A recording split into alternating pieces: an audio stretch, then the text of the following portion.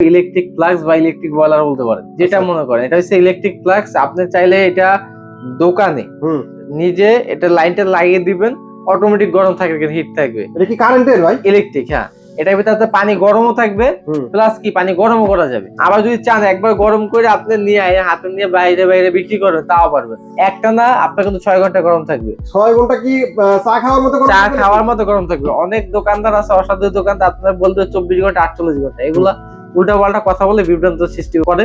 আপনার বিভ্রান্ত হবেন না। যদি কারেন্ট চলেও যায় কোন কারণবশত, এটা তো অটো মানে অটো রিহিট সিস্টেম।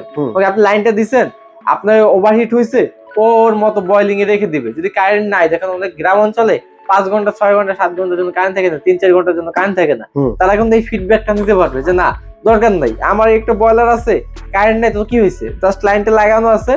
আপনার মনে করেন যে আমার একবার হিট হয়েছে, আমার 6 ঘন্টা 7 ঘন্টা অটোমেটিক ব্যাকআপ নিতে পারবে। Auto backup.